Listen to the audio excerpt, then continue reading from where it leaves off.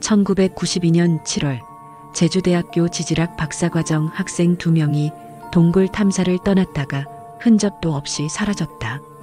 그들이 남긴 마지막 영상엔 이상한 말이 담겨 있었다. 공기가 반대로 움직여. 그 후 33년이 지났지만 그 동굴은 여전히 지도에서 지워진 채 남아있다. 안녕하세요. 오늘도 방문해 주셔서 진심으로 감사드립니다. 구독과 좋아요 버튼을 눌러주시면 큰 힘이 됩니다. 그럼 지금부터 오늘의 이야기를 시작하겠습니다. 1992년 6월 말 제주대학교 자연과학대학 건물 4층 지질학과 연구실에는 밤늦도록 불이 꺼지지 않았다. 박사과정 2년차인 최도윤과 3년차인 강민석은 한 가지 주제에 몰두하고 있었다. 바로 제주도 지하에 숨겨진 역류공기 현상이었다. 두 사람은 1년 넘게 제주 전역의 용암동굴을 조사하며 이상한 점을 발견했다. 특정 지역에서는 바람이 없는 날에도 땅 밑에서 공기가 움직이는 소리가 들렸다.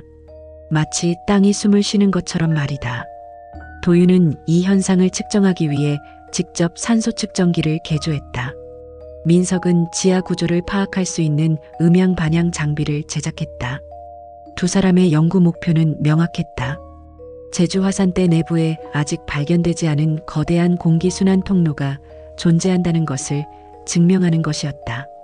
학계에서는 이를 반신반의했지만 두 사람은 확신에 차 있었다.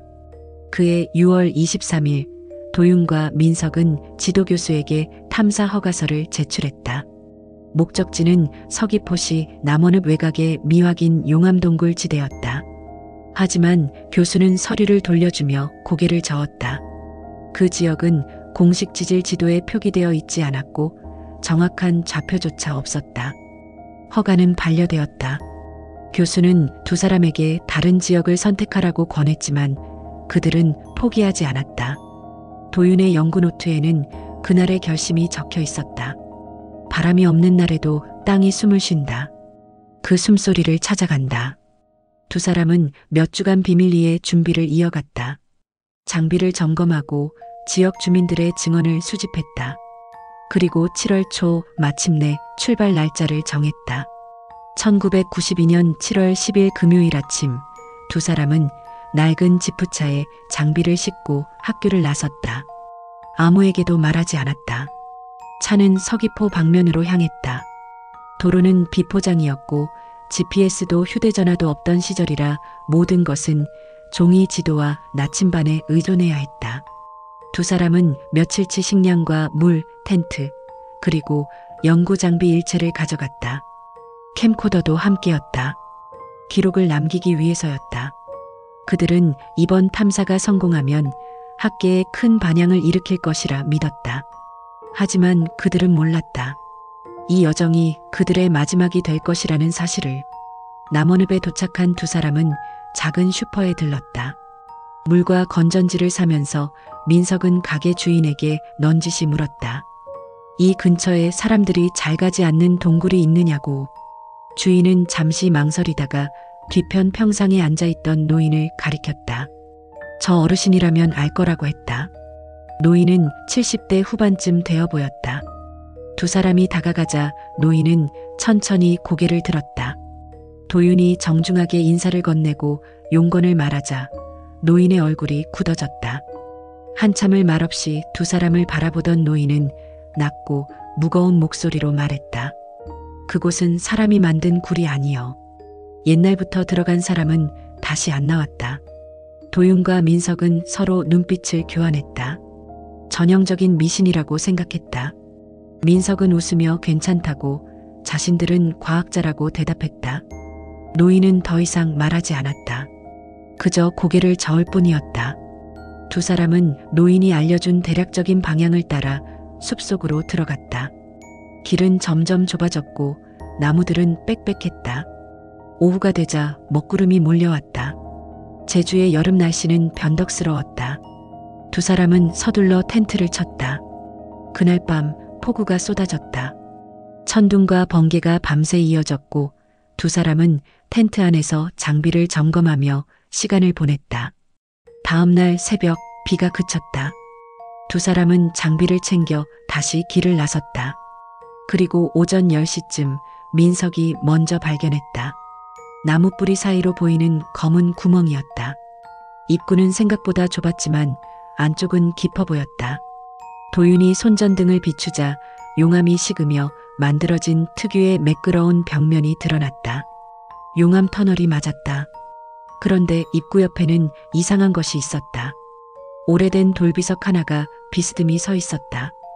표면은 이끼로 뒤덮여 있었지만 민석이 손으로 문질러내자 희미한 글씨가 보였다. 한문과 한글이 섞여 있었다. 도윤이 천천히 읽어내려갔다. 돌이 숨을 쉬는 곳, 그대의 이름은 남지 않으리. 두 사람은 잠시 침묵했다. 기묘한 경고문이었다. 하지만 과학자인 그들에게 그것은 단지 흥미로운 자료일 뿐이었다. 민석이 캠코더를 켜고 입구를 촬영했다. 도윤은 산소 측정기를 확인했다. 수치는 정상이었다. 두 사람은 서로 고개를 끄덕이고 동굴 안으로 들어갔다. 그들의 뒷모습이 어둠 속으로 사라지는 순간 바람 한 점 없는 숲속에서 이상한 소리가 들렸다. 마치 누군가 깊은 숨을 들이쉬는 것 같은 소리였다. 하지만 그들은 듣지 못했다. 이미 동굴 깊숙이 들어간 뒤였다. 1992년 7월 13일 월요일 오전 남원읍 해안가를 산책하던 한 주민이 절벽 아래에서 이상한 물건을 발견했다. 바위 틈에 끼어 있는 검은색 캠코더였다. 물에 젖어 있었지만 외관은 비교적 온전해 보였다. 주민은 이것을 마을 파출소에 신고했다. 경찰이 캠코더를 회수해 확인한 결과 제주대학교 지질학과 소속 장비라는 스티커가 붙어 있었다. 대학에 연락이 갔고 곧 최도윤과 강민석의 실종 사실이 알려졌다. 캠코더는 즉시 학교로 옮겨졌다. 지도교수와 학과 관계자들이 모인 가운데 테이프가 재생되었다. 처음에는 정상적인 영상이었다. 두 사람이 동굴 입구를 촬영하고 장비를 점검하며 농담을 주고받는 모습이 담겨 있었다. 시간이 흐를수록 영상은 어두워졌다. 손전등 불빛만이 화면을 비췄다. 동굴 내부는 생각보다 넓었다. 용암이 흐르던 흔적이 벽면에 선명했다. 영상 중반부 두 사람은 넓은 공간에 도착했다. 민석이 카메라를 천장 쪽으로 향했다. 높이가 10m는 좋게 넘어 보였다. 도윤이 산소 측정기를 확인하며 말했다. 수치 정상이야. 근데 이상하네. 공기 흐름이 느껴져. 민석이 음향 장비를 작동시켰다. 삑삑거리는 신호음이 들렸다. 두 사람은 뭔가를 발견한 듯 흥분한 목소리로 대화했다. 하지만 음향이 좋지 않아 정확한 내용은 알아듣기 어려웠다. 그리고 마지막 부분. 영상의 시간은 7월 11일 오후 3시 47분을 가리키고 있었다. 화면이 갑자기 흔들렸다. 카메라가 바닥에 놓인 것 같았다. 천장만 보이는 각도였다. 그때 민석의 목소리가 들렸다. 지하가 아니라 무언가 안에서 나와 그의 목소리는 떨리고 있었다. 이어서 도윤의 다급한 외침이 들렸다. 잠깐, 공기가 반대로 움직여. 그 순간 굉음이 터졌다. 무언가 무너지는 소리였다. 화면이 격렬하게 흔들렸고 먼지가 화면을 가득 채웠다. 비명 같은 것도 들렸지만 정확하지 않았다. 그리고 영상은 거기서 끊겼다. 검은 화면만 남았다. 재생 시간은 총 42분이었다. 연구실에 모인 사람들은 아무 말도 하지 못했다. 교수는 즉시 경찰에 수색을 요청했다. 하지만 문제가 있었다. 캠코더가 발견된 위치는 해안 절벽 아래였다. 두 사람이 들어간 동굴은 내륙 깊숙한 곳이었다. 어떻게 캠코더만 바다 쪽에 도달했는지 설명할 수 없었다. 경찰은 동굴과 바다를 연결하는 지하수로가 있을 것으로 추정했다. 수색대가 편성되었고 마을 주민들의 안내로 동굴 입구를 찾아 나섰다. 그러나 예상보다 시간이 오래 걸렸다. 정확한 위치를 아는 사람이 없었기 때문이다. 7월 15일 수색대는 마침내 동굴 입구로 보이는 곳을 발견했다. 하지만 입구는 이미 무너져 있었다. 흙과 바위가 통로를 완전히 막고 있었다. 전문 장비 없이는 진입이 불가능했다. 수색대는 중장비를 동원해 입구를 뚫기 시작했다. 하지만 작업은 더디게 진행되었다. 그리고 그날 밤 이상한 일이 벌어졌다. 수색 작업은 갑자기 중단되었다. 이유는 알려지지 않았다. 동굴 수색이 중단된 이유는 며칠 뒤에야 조금씩 알려지기 시작했다. 공식적으로는 추가 붕괴 위험이 이유였다. 하지만 수색대에 참여했던 한 소방관은 다른 이야기를 했다. 그는 동료들에게만 조심스럽게 말했다. 중단 명령은 위에서 내려왔다고. 그리고 중단되기 직전 현장에 군 헬기가 도착했다고. 민간 수색대는 철수하고 군 인력이 들어갔다는 것이었다. 하지만 이 이야기는 공식 기록 어디에도 남지 않았다. 마을 사람들은 수색이 끝난 뒤 동굴 입구가 완전히 봉쇄된 것을 보았다. 콘크리트와 철근으로 막아버렸다. 출입금지 표지판이 세워졌고 민간인의 접근을 금한다는 경고문이 붙었다. 마을 이장은 이해할 수 없었다. 실종자를 찾아야 하는 것 아니냐고 항의했지만 돌아온 답변은 차갑기만 했다. 안전상의 이유라는 것뿐이었다. 두 학생의 가족들은 절규했지만 상황은 변하지 않았다. 그리고 그날 이후 마을에는 이상한 소문이 돌기 시작했다. 처음 이야기를 꺼낸 것은 동굴 근처에 사는 한 농부였다. 그는 밤마다 숲에서 이상한 소리를 듣는다고 했다. 바람 소리 같기도 하고 숨소리 같기도 한 기묘한 소음이었다. 다른 주민들은 그를 비웃었다. 나이 들어 귀가 어두워진 거라고 했다. 하지만 며칠 뒤 비슷한 증언이 계속 나왔다. 한 여성은 새벽에 밭일을 나갔다가 이상한 경험을 했다고 말했다. 바람 한 점 없는 날이었는데 숲 쪽에서 바람 소리가 들렸다는 것이었다. 마치 거대한 무언가가 숨을 쉬는 것 같았다고 했다. 그녀는 겁이 나서 황급히 집으로 돌아왔다. 마을의 한 중학생은 더 구체적인 이야기를 했다. 친구들과 밤늦게 놀다가 숲 근처를 지나는데 분명히 사람 목소리를 들었다고 했다. 살려줘라는 희미한 외침이었다. 아이들은 소리나는 쪽으로 달려갔지만 아무것도 발견하지 못했다. 다만 이상한 점이 있었다. 그곳에 서 있으니 공기가 이상하게 느껴졌다는 것이다. 숨쉬기가 불편하다고 했다. 마을 사람들은 점점 그 지역을 피하기 시작했다. 특히 밤에는 아무도 근처에 가지 않았다. 어떤 이들은 두 학생의 혼령이라고 말했다. 또 어떤 이들은 동굴에 뭔가 갇혀 있다고 수군거렸다. 과학을 믿던 젊은이들조차 기묘한 분위기에 말을 아꼈다. 실제로 밤이 되면 그 숲은 다른 곳보다 유난히 고요했다. 새소리도 벌레 소리도 들리지 않았다. 다만 가끔, 아주 가끔 바람 소리가 들렸다. 한 주민은 테이프 녹음기를 들고 숲에 갔다. 소문의 진위를 확인하고 싶었던 것이다. 그는 2시간 동안 녹음을 했다. 집에 돌아와 테이프를 재생했을 때 그는 소름이 돋았다. 대부분은 정적이었지만 중간중간 이상한 소리가 섞여 있었다. 산소가 반대야 희미하지만 분명한 남자 목소리였다. 그는 그 테이프를 경찰에 제출했다. 하지만 경찰은 바람소리일 뿐이라며 대수롭지 않게 여겼다. 이후 그 주민은 다시는 그 숲에 가지 않았다. 그리고 테이프는 어디론가 사라졌다. 1992년 7월 15일 오전 10시 제주대학교 지질학과 사무실에 낯선 방문객 2명이 나타났다. 그들은 정장을 입고 있었지만 명함을 내밀지 않았다. 다만 국방부 소속이라고만 밝혔다. 조교는 당황했다. 학생 실종 사건에 왜 국방부가 관여하는지 이해할 수 없었다. 두 남자는 지도교수를 만나러 왔다고 했다. 조교가 교수 연구실로 안내했다. 두 사람은 연구실 문을 닫고 약 2시간 동안 머물렀다. 복도에 있던 학생들은 안에서 나는 소리를 들을 수 없었다.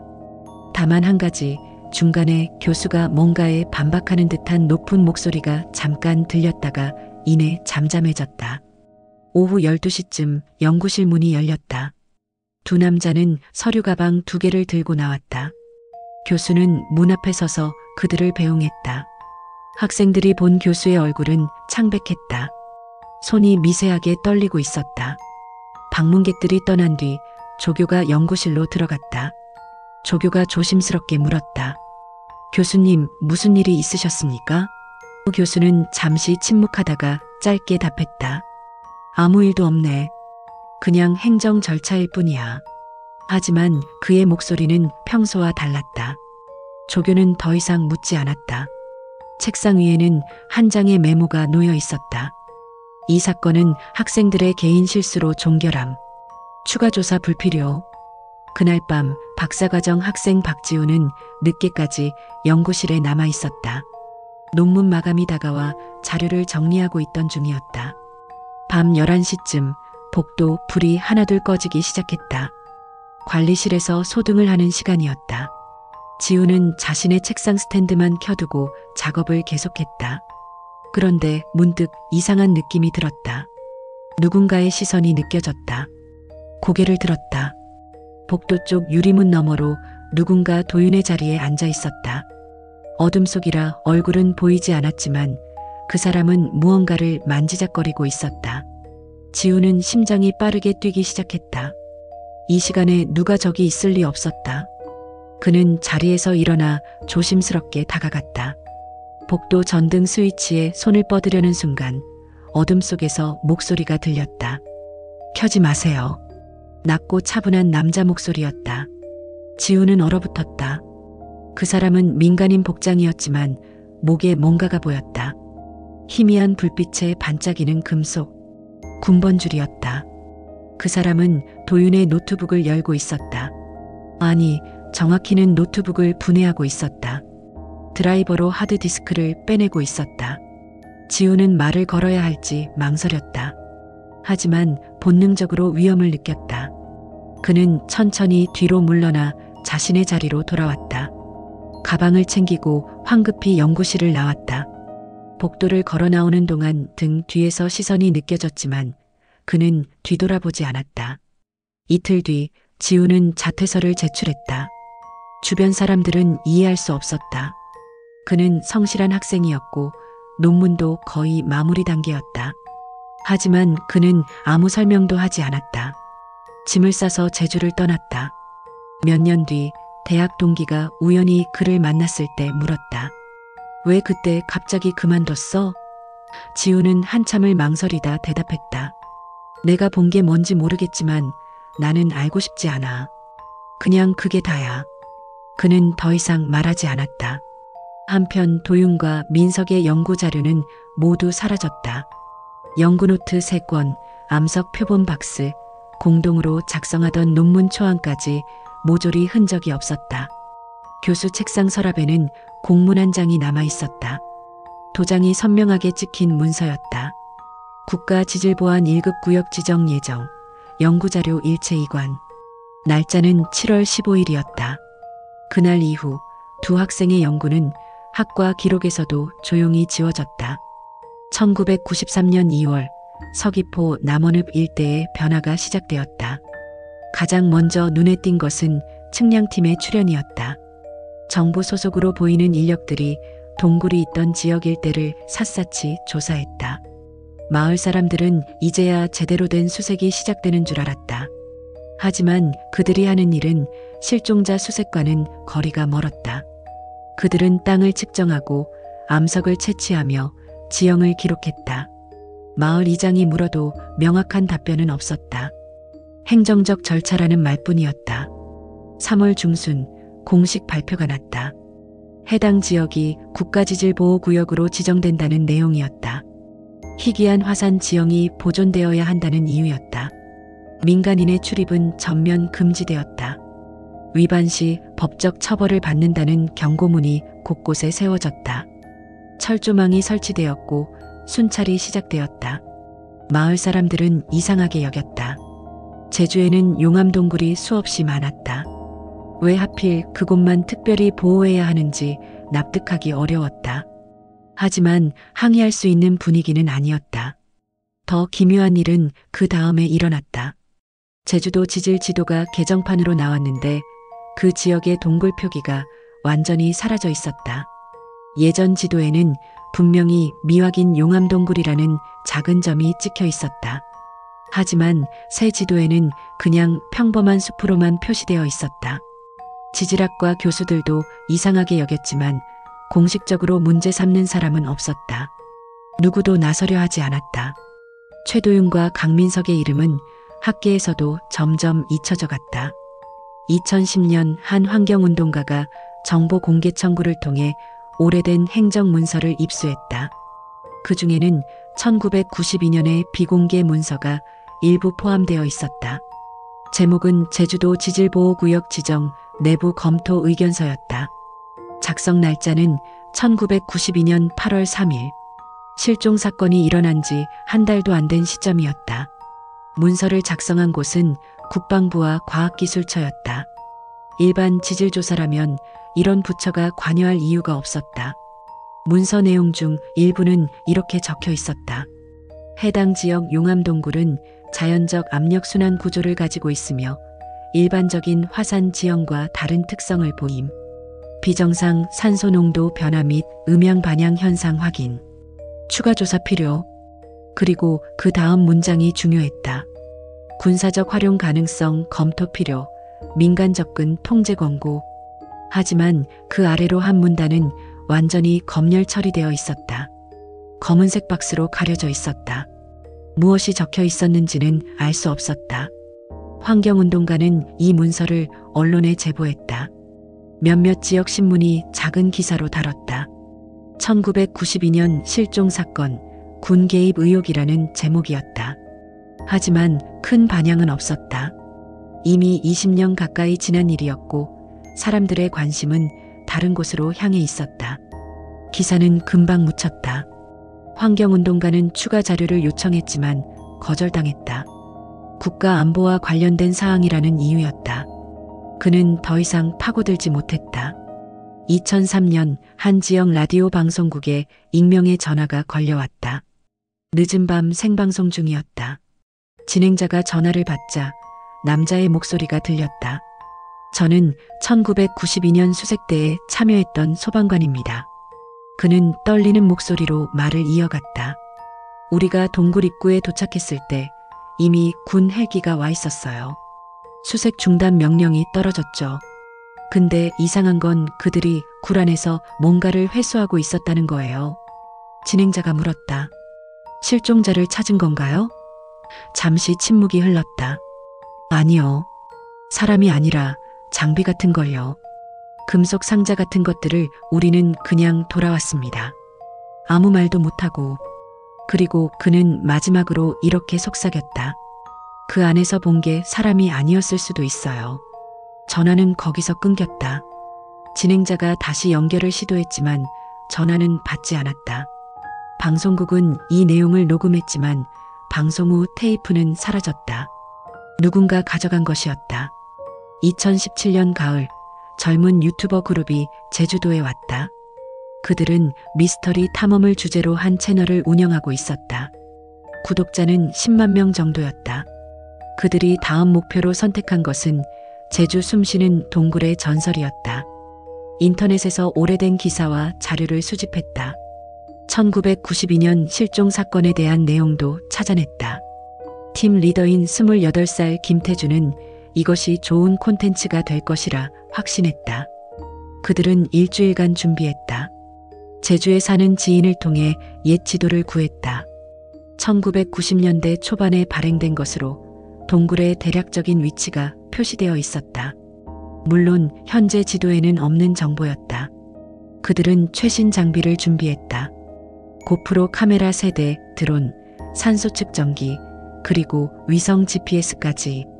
1992년에 두 학생과는 비교할 수 없을 정도로 좋은 장비였다. 자신감에 차 있었다. 10월 14일 오전 4명의 팀원은 남원읍으로 향했다. 그들은 출입금지 구역이라는 것을 알고 있었다. 하지만 유튜버들은 대개 그런 규칙을 크게 신경 쓰지 않았다. 경고 표지판을 피해 숲속으로 들어갔다. 드론을 띄워 지형을 파악하며 전진했다. GPS 좌표를 따라가자 점점 깊은 숲속으로 들어가게 되었다. 오후 2시쯤 그들은 이상한 지점에 도착했다. 그곳은 평범한 숲이었다. 특별한 것은 없어 보였다. 하지만 산소 측정기의 수치가 갑자기 요동치기 시작했다. 처음에는 정상 범위였다가 순식간에 15%로 떨어졌다. 그리고 다시 정상으로 돌아왔다. 반복적으로 수치가 변했다. 팀원 중 한 명이 말했다. 장비 고장 아닐까? 태주는 고개를 저었다. 새 거야. 고장일 리 없어. 그들은 계속 그 지점 주변을 조사했다. 그때 이상한 일이 일어났다. 드론의 배터리가 갑자기 방전되기 시작했다. 10분 전에 완충했는데 순식간에 20%로 떨어졌다. 조종자가 황급히 드론을 착륙시켰다. 동시에 고프로 카메라 2대도 꺼졌다. 배터리 문제였다. 팀원들은 당황했다. 이런 일은 처음이었다. 태준이 말했다. 뭔가 있어. 계속 촬영해. 남은 카메라 하나로 계속 기록했다. 오후 4시쯤 그들은 땅 밑에서 이상한 소리를 들었다. 바람 소리 같기도 하고 기계 소리 같기도 한 낮은 울림이었다. 모두 움직임을 멈추고 귀를 기울였다. 소리는 점점 커졌다. 그리고 갑자기 산소 측정기가 경보음을 울렸다. 수치가 제로를 가리키고 있었다. 제로. 산소가 없다는 뜻이었다. 하지만 그들은 멀쩡히 숨을 쉬고 있었다. 말이 안 되는 상황이었다. 그때 누군가의 목소리가 들렸다. 희미하지만 분명한 남자 목소리였다. 민서가 빨리. 팀원 중 한 명이 소리쳤다. 지금 들었어? 저거. 모두 얼어붙었다. 카메라는 계속 돌아가고 있었다. 태준이 소리나는 쪽을 향해 몸을 돌렸다. 하지만 아무것도 보이지 않았다. 그저 나무와 흙뿐이었다. 그 순간 카메라 화면이 흔들렸다. 태준이 뒤로 비틀거렸다. 숨이 안 쉬어져 다른 팀원들도 갑자기 호흡이 거칠어졌다. 공포에 질린 그들은 도망치듯 그 자리를 떠났다. 장비를 추스를 겨를도 없이 숲을 빠져나왔다. 차에 도착했을 때 그들은 모두 창백한 얼굴이었다. 촬영 분량을 확인했다. 대부분은 정상적으로 녹화되어 있었다. 하지만 마지막 부분, 목소리가 들린 바로 그 순간의 영상은 이상했다. 화면이 심하게 일그러져 있었고 노이즈가 가득했다. 그리고 음성도 제대로 들리지 않았다. 왜곡된 소리뿐이었다. 그날 밤 태주는 영상을 편집하려 했다. 하지만 파일이 열리지 않았다. 손상된 것이었다. 백업 파일도 마찬가지였다. 결국 건진 것은 거의 없었다. 그는 간단한 영상이라도 올리려 했다. 제주 금지구역 탐사, 이상한 경험이라는 제목으로 초안을 만들었다. 하지만 업로드 버튼을 누르기 직전 전화가 왔다. 번호는 표시되지 않았다. 전화를 받자 남자의 목소리가 들렸다. 영상 올리지 마세요. 당신들을 위해서입니다. 전화는 끊겼다. 태주는 등골이 서늘해졌다. 다음 날 채널 전체가 삭제되었다. 해킹당한 것이었다. 10만 구독자, 수백 개의 영상이 하루아침에 사라졌다. 복구는 불가능했다. 팀원들은 뿔뿔이 흩어졌다. 그들은 그 일에 대해 다시는 이야기하지 않기로 했다. 태주는 유튜브를 그만뒀다.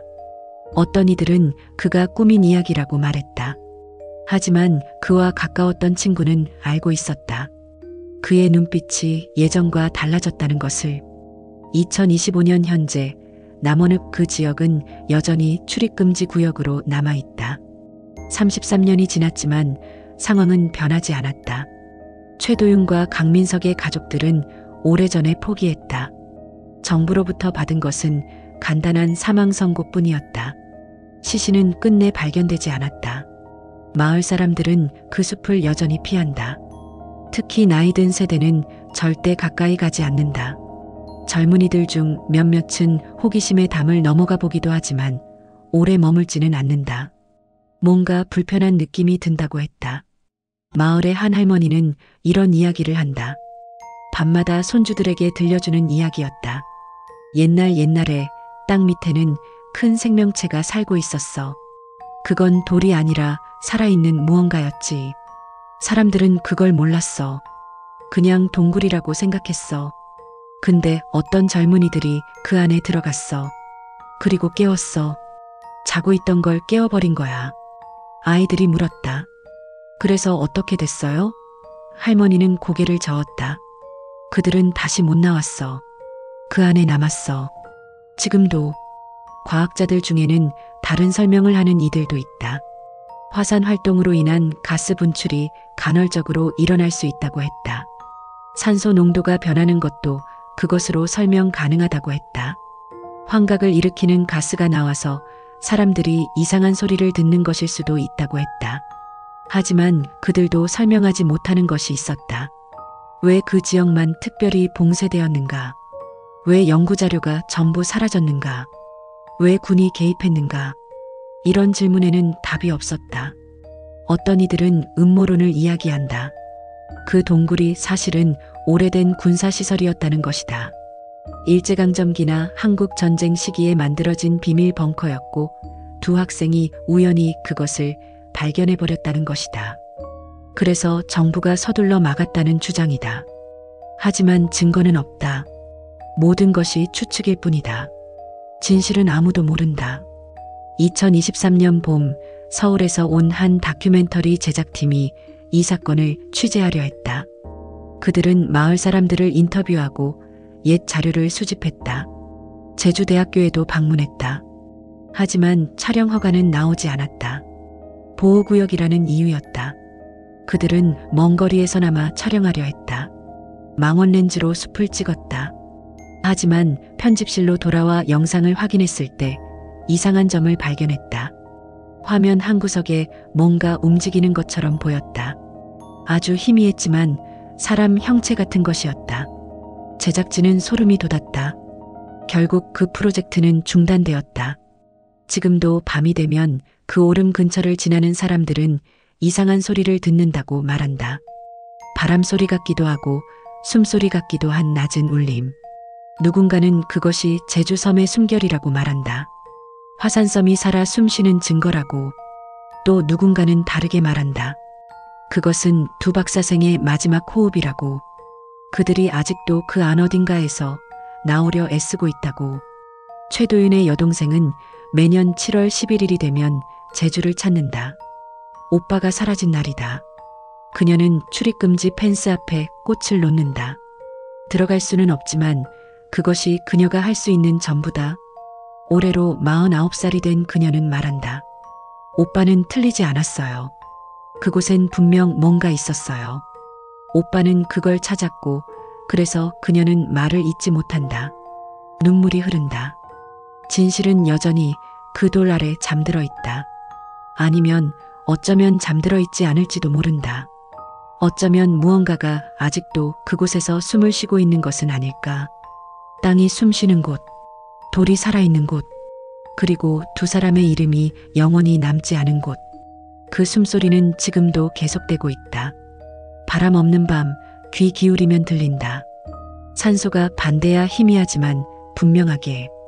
오늘의 이야기는 여기까지입니다. 오늘도 좋은 하루 되세요. 감사합니다.